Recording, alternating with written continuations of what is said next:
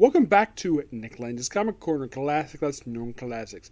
This is episode number 2290, I think it's like 2292, and episode 2186. I have two Jack Kirby ones. The first one's about Kamandi, the other one's about the Silver Surfer. Well, they're both sci-fi related stuff, so why not? And plus, Jack Kirby. First one we have is Kamandi, the Last Boy on Earth. Volume 1. This collects the first 20 issues of the 59-issue series that was released back in the 1970s.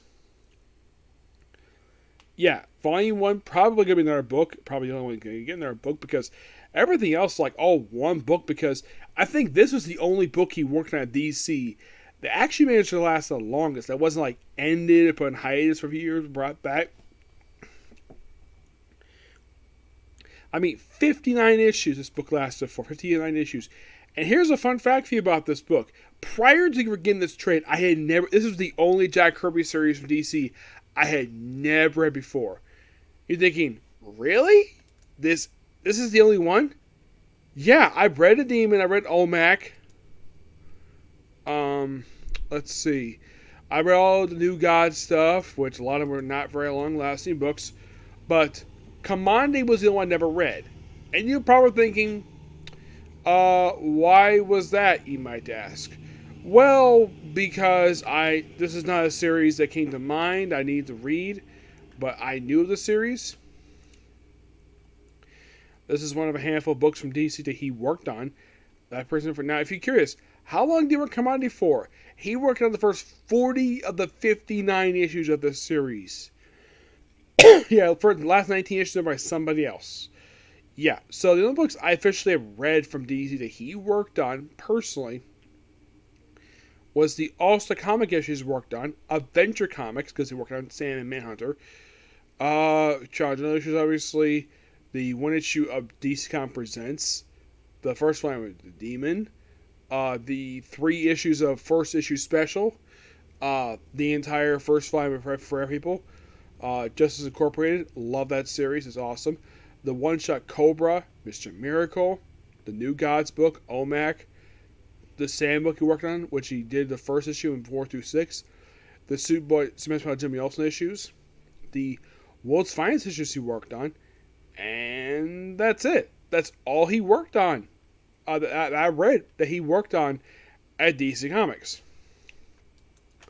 Now, mostly put when it comes to Kamandi, the Last Boy on Earth. Now, from what I heard about this book, is that originally this is supposed to be a Planet of the Apes book. That's what I heard.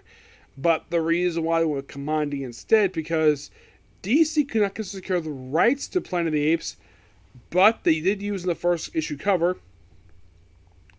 the famous image of the Statue of Liberty where it's like bronze and it's like in the water.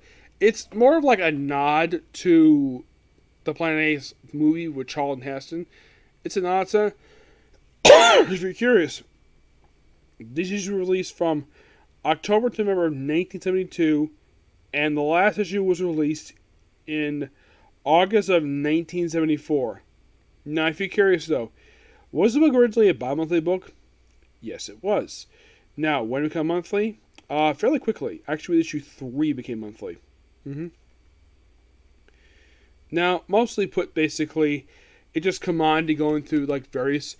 Now, this is set in this... Believe it or not, it's set in the same time frame, probably after the events of OMAC, where the United States, the post-apocalyptic wasteland, and, of course, you have the animals become the dominant species. Kamandi is, like, one of the very few humans living on Earth.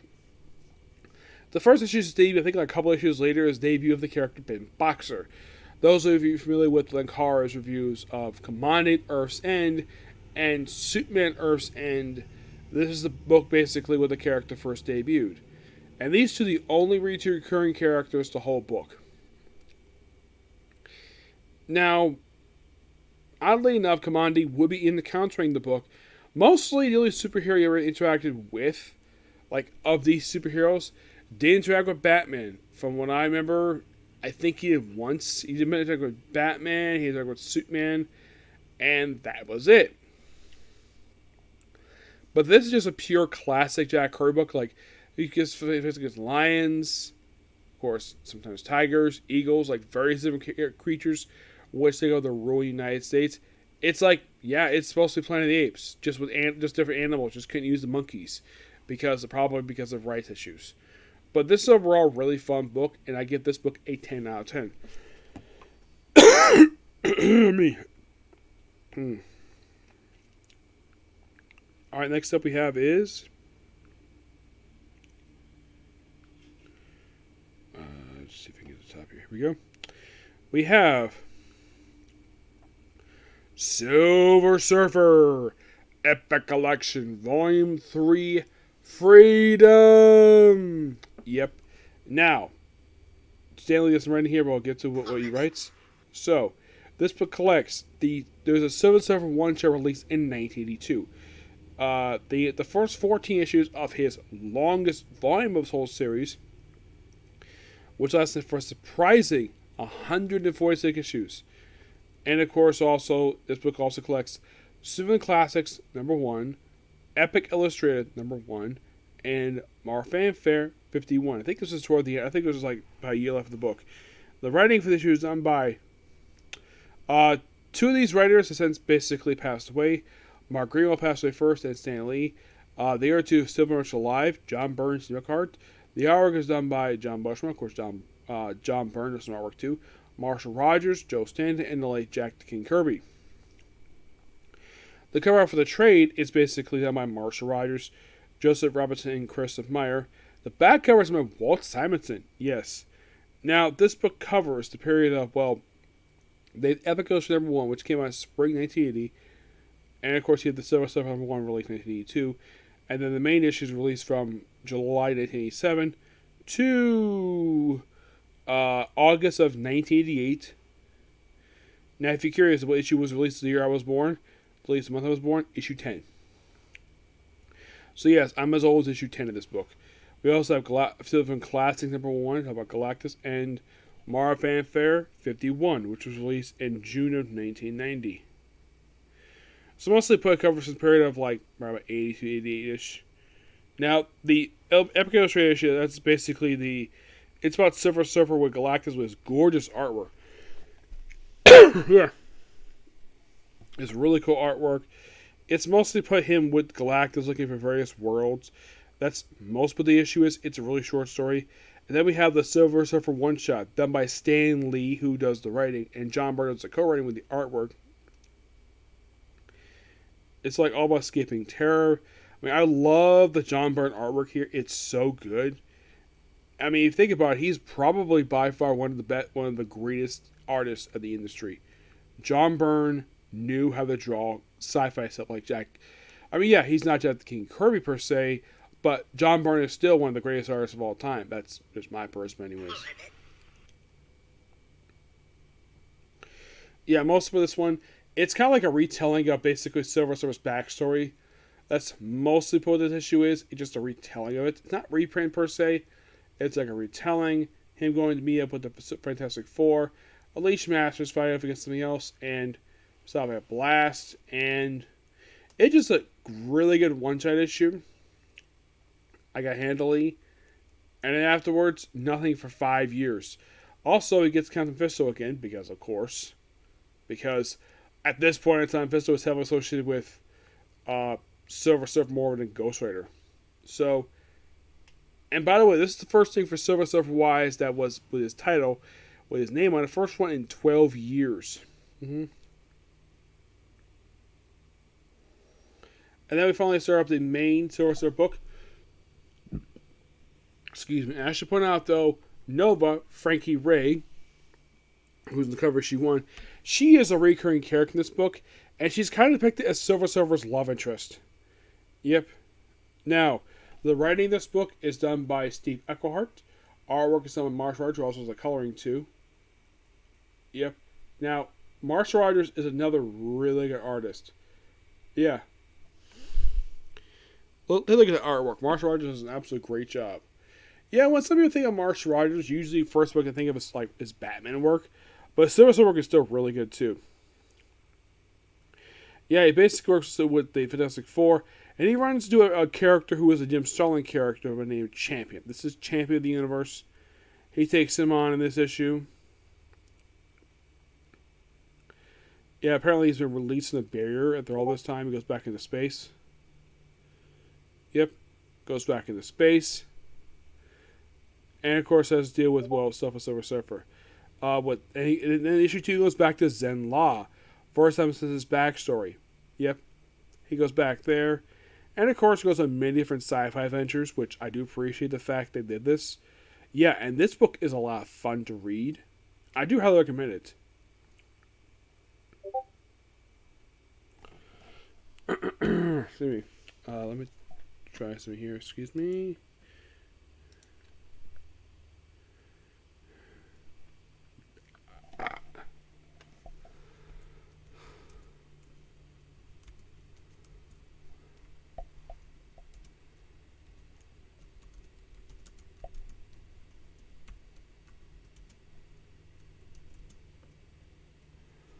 All right.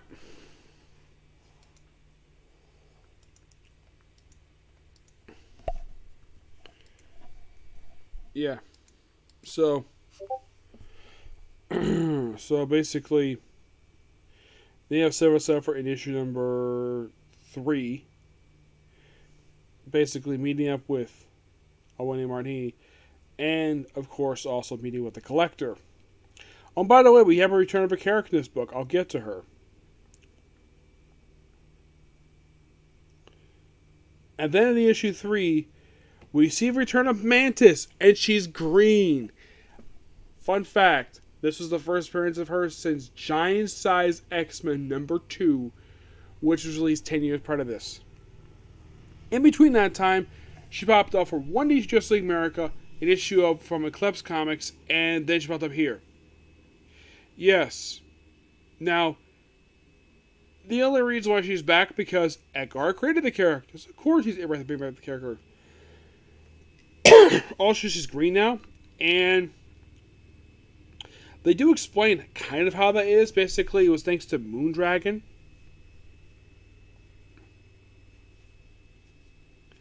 It's all about being married to a Koti who took the form of the swordsman who was her husband. Yes, she apparently loved the swordsman. She found that she had feelings for the swordsman after he died. And she thought she married the swordsman, but no, she married an ally who looked like the swordsman. And she had a kid with him. Yep, a kid who later became the main villain of the Empire story line in 2020. Yep.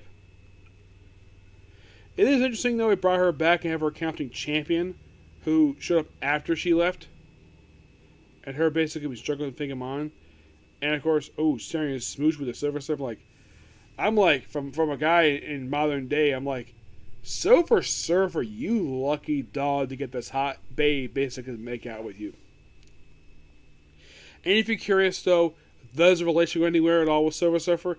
Not really. And if you're curious about Mantis in this book, how many issues of this run does she appear in? That's a very good question. That's better.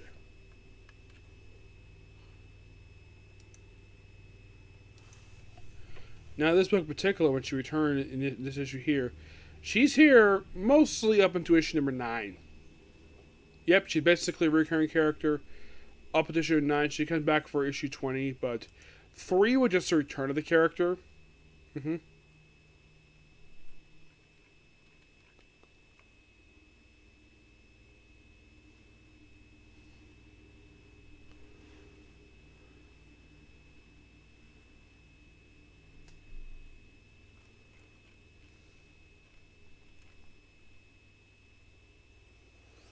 Yeah, and also there's a few deaths in issue 3.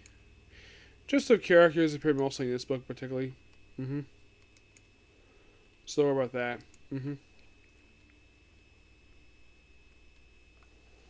Yeah. Mantis, like I said, becomes a recurring character in this book up into issue number 9.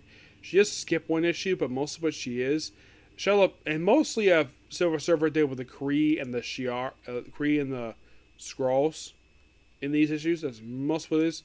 Yeah, as for why she missed issue number 9, Because Shala Ball is an issue. Yes, Shala Ball. Well, they say this one's a construct.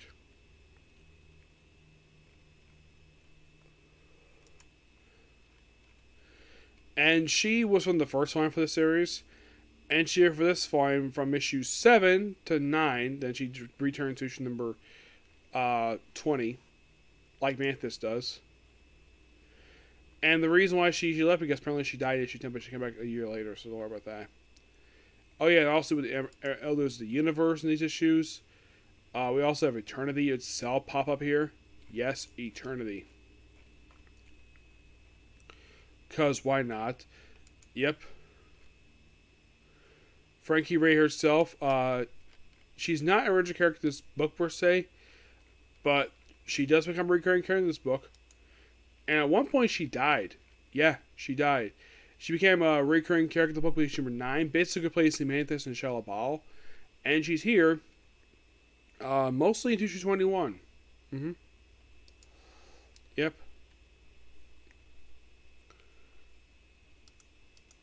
And I really enjoy him going to various different worlds, visiting them. Galactus himself is not really in these issues per se. Then by issue number 13, we have another death. Well, the character, it seems that Echo Heart just mostly opened to kill off characters he created. Like mostly Skrulls. And by issue 14, he fights a bogus Silver Surfer. Which, that was interesting. He first appeared in Death of Cat Part number 1. And he gets killed off in this issue here.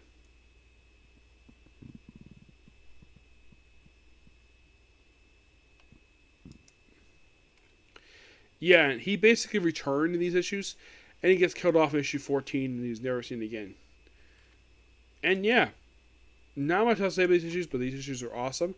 In the case of some of your books, like Super Villain Classic.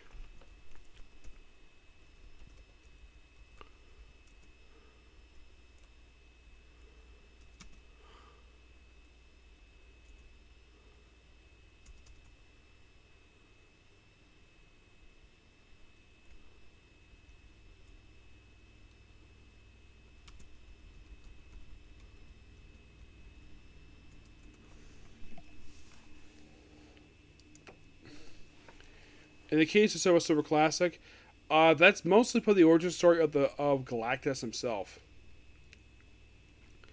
That is mostly what this issue is.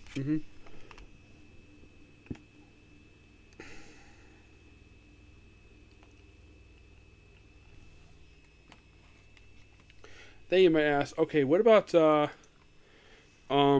Mara Fanfare 91?